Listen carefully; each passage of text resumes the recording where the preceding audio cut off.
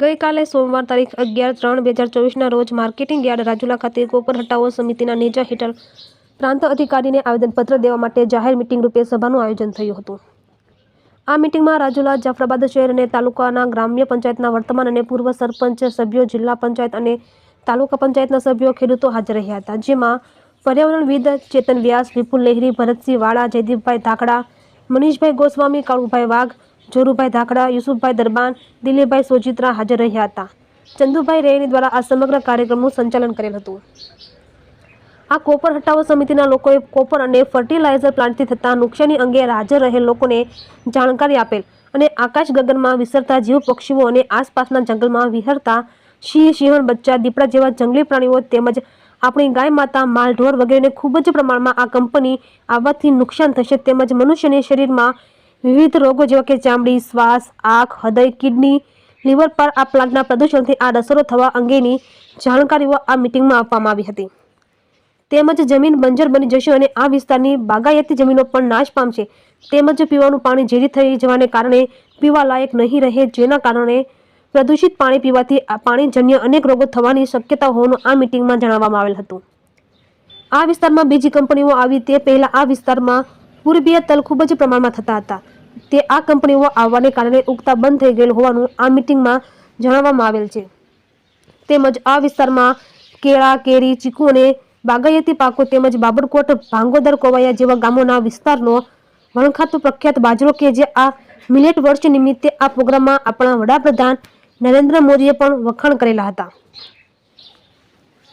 આ બાજરો પણ લોકોના ભાડામાંથી અદૃશ્ય થઈ જવાની સંભાવનાઓ આ મિટિંગમાં વ્યક્ત કરવામાં આવી હતી। આ કંપની આવવાથી તેનું પ્રદૂષણ દરિયામાં, જમીનમાં અને હવામાં છોડવામાં આવનાર હોવાનું આ મિટિંગમાં જણાવવામાં આવ્યું હતું, જેથી આ ઝેરી વાયુ અને ઝેરી પદાર્થો ભૂગર્ભ જળમાં રહેતા થવાથી મનુષ્ય અને સમગ્ર જીવસૃષ્ટિ માટે જીવનમાં ઘાતક સાબિત થશે તેવું આ મિટિંગમાં જણાવવામાં આવેલ હતું। આ કંપની આવવાથી આ વિસ્તારનું તાપમાન ખૂબ જ ઊંચું જશે, જેથી ભેજનું પ્રમાણ ઘટી જશે અને તેની સીધી અસર ચોમાસા પર પડશે। ચોમાસું અનિયમિત થઈ જશે અને જગતનો તાત ગણાતા એવા ખેડૂતો પાયમાલ થઈ જશે તેવું આ મિટિંગમાં જણાવવામાં આવ્યું। તેમજ આવેદનપત્રમાં અને મિટિંગમાં એવું પણ જણાવવામાં આવ્યું કે આવી કંપનીઓ જે વિસ્તારોમાં આવી છે તે વિસ્તારમાં લોકોમાં અનેક જાતના રોગો થયેલા હોવાની તમિલનાડુની આવી એક કંપની લોકો વિરોધના કારણે બંધ કરવી પડેલ છે।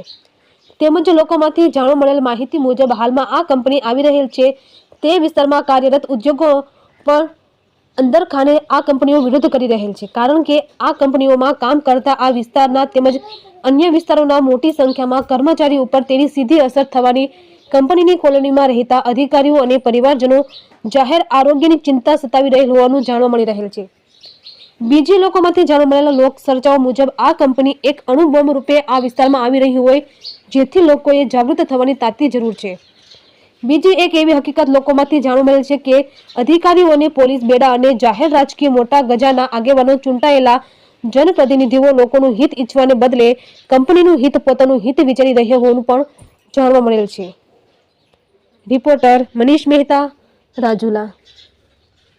યુસુફભાઈ દરબાન, માજી જિલ્લા પંચાયતનો સદસ્ય છું। આજથી 25 વર્ષ પહેલાં કોપર સ્મેલ્ટર રિફાઇનરીની આ જ રીતે જાહેરાત થયેલી ત્યારે સરકાર અમારી સાથે હતી અને પ્રતાપભાઈ માજી ધારાસભ્યની આગેવાની હતી।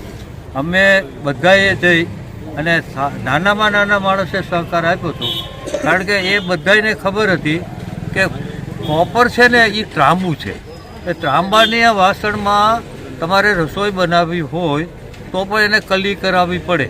જો તમે કલી ન કરાવો તો ત્રાંબાના વાસણમાં રસોઈ બનાવતા નહીં। આટલો ઝેરી પદાર્થ છે અને આના પ્રદૂષણથી ફક્ત ખેતીવાડી એ દરિયાઈ માછલીઓ એને પણ નુકસાન થશે અને લોકોના આરોગ્યને પણ નુકસાન થશે। આ બાબતે અમે ગાંધી ચિંધ્યા માર્ગે વિરોધ કરીએ છીએ અને હજી અમે આ કોપર સિમેલ્ટર રિફાઇનરીની જો સરકાર ગંભીરતાથી અમારી નોંધ નહીં લે તો અમે ગાંધી ચિંધ્યા માર્ગે આંદોલન કરશું। જય હિન્દ। ભેરાઈનો રહેવાસી છું અને પર્યાવરણ સાથેની અનેક લોક સુનાવણીમાં અમે કામ કરેલું છે।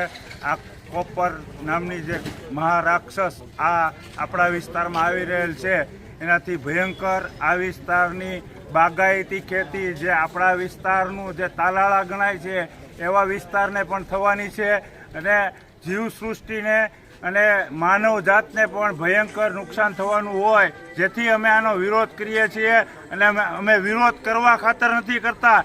એના EIA રિપોર્ટમાં જ એ લોકો એવું કહે છે કે અમે પર્યાવરણ પાછળ 1300 કરોડની જંગી રકમ ખર્ચો કરવાના છીએ.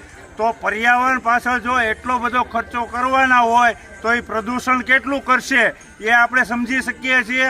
અને આમાંથી કેટલાય ઝેરી પદાર્થો એ લોકો જમીનમાં, દરિયામાં, હવામાં છોડવાના છે.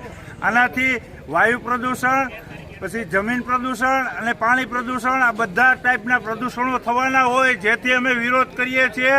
નહીં કે અમે કોઈ ઉદ્યોગોના વિરોધી છીએ, પણ આવા ઝેર ઓકતા કંપનીઓના વિરોધી છીએ. ભારત માતા કી જય. જે આંદોલન જે કરવાના છો, તમે જે કંપનીનો વિરોધ કરી રહ્યા છો, એના વિશે આપ શું કહેશો? મારું નામ વાળા ભરતસિંહ પોપટભા, પ્રદેશ પ્રમુખ ખેડૂત કલ્યાણ સંગઠન. અત્યારે જે રાજુલા અને જાફરાબાદ તાલુકાની અંદર કોપર કંપની જે આવવાની છે ઇન્ડો એશિયા, એટલે એ એક મોટા પ્રમાણમાં ભયંકર પ્રમાણમાં નુકસાન કરવાની છે.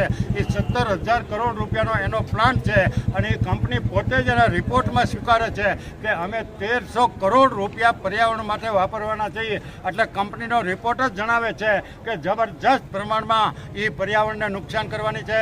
સાથે સાથે રાજુલા અને જાફરાબાદ તાલુકાની ખેતીને મારા અનુભવ પ્રમાણે ગુજરાતમાં નંબર 1 પ્રકારની 50-60 ફૂટે મીઠા પાણી છે. એ મીઠા પાણીને આ કોપર કંપનીનો જે પ્રવાહી ઝેરી નીકળવાના છે એનાથી ભયંકર નુકસાન થવાનું છે. એટલે અમે આ વિસ્તારમાં લોકોને જાગૃત કરવા અને આ આંદોલનને સફળ બનાવવા માટે અમે આવ્યા છીએ. જો કંપની કે સરકાર 2 દિવસમાં આજે એની પાસે સમય છે, જો સમજી જાય તો અમને વાંધો નથી. નકર 13 તારીખે અમે જબરજસ્ત પ્રમાણમાં આખા ભારતની અંદર ક્યાંય ન હોય તો એવો વિરોધ કરી અને આ કંપની અહીંથી હટી જાય એવા અમારા તમામ પ્રયાસ હોય છે. અને જો આ કંપની પછી અહીંયા મનમાની કરશે અને એના 5-25 જણા જે માલેતુજારો છે આ વિસ્તારના, એ કંઈક પ્રલોભનો કરે છે, એ તદ્દન ખોટા અને વાહિયાત છે. એનો અમે સખત શબ્દોમાં વખોડી કાઢીએ.